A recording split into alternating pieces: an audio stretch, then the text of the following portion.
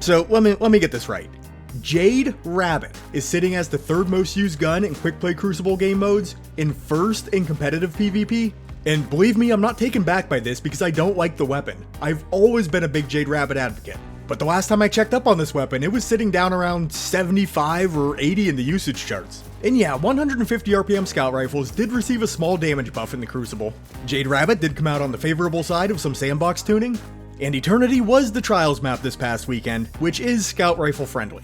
But Jade Rabbit, top 3 in both comp and quick play, I never thought I'd see the day. But when playing with it recently and thinking about the usage rates, I kept asking myself, is it really that much better? I'll give you my opinion on that a little later on in the video. We'll get the formalities out of the way first for those who might not be terribly familiar with this scout rifle.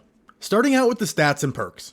Jade Rabbit is an exotic kinetic scout rifle firing at 150 rounds per minute with 10 rounds in the magazine. The stat line on this thing is absolutely amazing.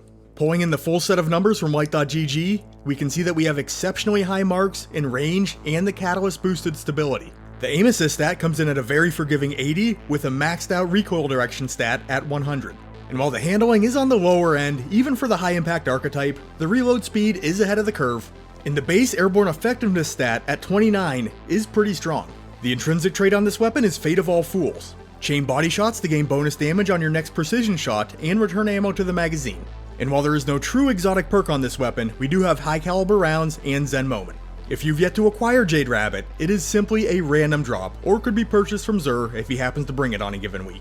But let's move on to the next section for some damage and functionality testing.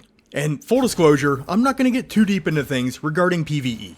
Jade Rabbit is just one of those weapons that I really have a hard time justifying using on that side of the game. I just don't see any real upside to burning your exotic slot on this weapon. Unless of course you just enjoy using Jade Rabbit, then knock yourself out.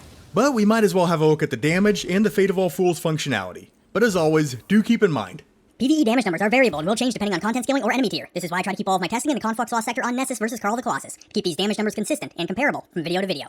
So versus Carl, a base crit's gonna hit for 4,849 points of damage. And body shots will register 2,763. If every round in a single magazine were to land as a crit, we'd be looking at 48,490 points of damage. I have the time to fire off all 10 rounds clocked at 3.54 seconds, so the single mag damage per second comes in at 13,698. A bit low, but common for most long-range primaries. With the Fate of All Fools intrinsic trait, rapid body shots will result in extra damage on the next rapidly landed crit. And when that crit lands, the shots that hit the body will be reloaded back into the magazine. This holds true for up to 4 body shots. Past that, the following crit will see no additional damage, and no more than 4 bullets will be reloaded into the mag. And the full damage breakdown for it's here on screen. But even after landing 4 body shots, we're only seeing a 28% damage increase on that crit. But a base body shot does 75% less damage than a base crit. So it never really made sense not to just go for crits. Unless there is some very niche reason that sustaining a small amount of damage for a prolonged period of time is somehow useful, which I can't really think of any, so just shoot your enemy in the face. But onto the main focus of the video, let's get into PvP. Jade Rabbit is now dealing 74 points of damage on a crit, actually 73.5 is the true value, but 42 points of damage to the body, showing 43. This is up from 66.9 and 38.2 respectively. So crits are seeing around 6.5 more damage per shot, and body shots are up about 4. You will always be guaranteed to hit the optimal 0.8 second time to kill if you land 3 crits. And the 1.6 second body shot time to kill can be secured with 5 shots landed. Now if you are squaring off against the Guardian running tier 4 resilience or less, you can hit that 0.8 optimal in 2 crits and 1 body shot. Also notable though, you can achieve a 1.2 second combined time to kill with a very friendly 1 crit 3 body bullet combination. And that's going to hold true even versus tier 10 resilience, as long as you sneak a few body shots in before the crit. And sadly, that's really the only time the Fate of All Fools intrinsic trait is going to factor in a meaningful way. It's not going to help out enough to go 2 body 1 crit, and 5 shots is always going to secure the kill, so landing 4 to the body and then finishing it off with a crit really isn't doing anything. I mean, maybe that could help out in the situation where the enemy target has an overshield, or if you're transferring that bullet damage over to a secondary target, but if I open up that can of worms, we could be here all day. And one more thing to watch out for, sometimes the Fate of All Fools bonus damage doesn't register properly. I saw it quite a bit in testing. I'd go to the body for a couple shots and then register a base crit just afterwards. And for whatever reason, it seemed to happen more frequently when I had an empowering damage buff. I couldn't get to the bottom of the issue. I don't know why it's happening, just be mindful of it. So while yes, the damage per bullet was increased, and yes, more damage is always better than less damage, as far as bullets required to kill, it's not doing much more than it did in the past. Especially with a lot of Guardians opting to run high resilience, due to the flinch resistance that it now provides. You might find yourself squaring off against tier 7 or better resilience Guardians more often than not now, with it taking 3 crits to down the opposing player. Speaking of flinch resistance though, weapon stability is now playing a big factor in that as well. And Jade Rabbit is definitely not lacking in that department, sitting at a very healthy 80. And it does feel like the combination of high resilience and the good stability on Jade Rabbit handles flinch extremely well. And that can be a big factor, especially at longer ranges when squaring off against an enemy Guardian who may have also brought along a scout rifle. Another factor that I'm figuring got Jade some extra traction in PvP, the airborne effectiveness. Out of the box, the weapon is sitting at 29, which is pretty darn good comparatively speaking. If you roll that in with an exotic or a class ability that provides an additional bump, you could hit some very respectable values.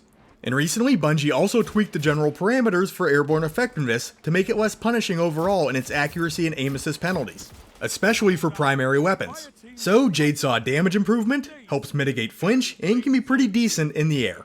3 good reasons that many players might be picking up Jade Rabbit and giving it a fair try. But as someone who's used this weapon quite a bit over the years, I don't think it's performing all that much better than it was. And that's largely due to the fact that, in my opinion, it's always been strong. Consistent, accurate, reliable, sturdy. That's always been my summary of Jade Rabbit in a nutshell.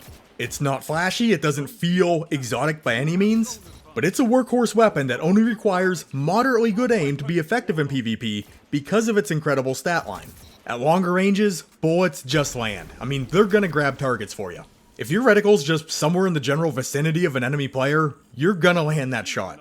And even when enemies get in a little bit tighter than I'd like them to be, I'm not afraid to make use of the hip fire and take the challenge.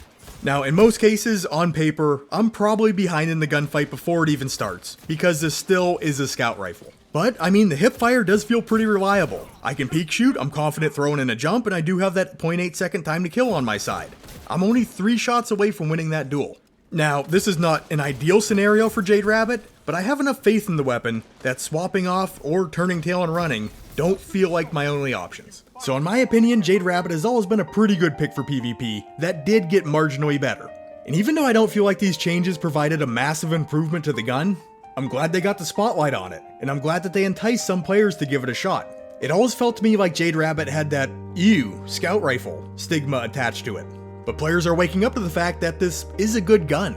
And while a lot of people might attribute this directly to the buffs, for the right player with the right mindset who is willing to play to the weapon's strengths, Jade Rabbit has always performed. But hey, if you did enjoy this video, please remember to leave it a like, and consider subscribing to the Ironworker Gaming channel if you're not already, and you'd like to catch more of my Destiny 2 content in the near future. If you have anything to add to the conversation, drop it down in the comments. I always like to hear your opinions. And with all that being said, I'd like to thank you for taking the time out of your day to check out this weapon breakdown. You guys are awesome, and I will catch you on the next one.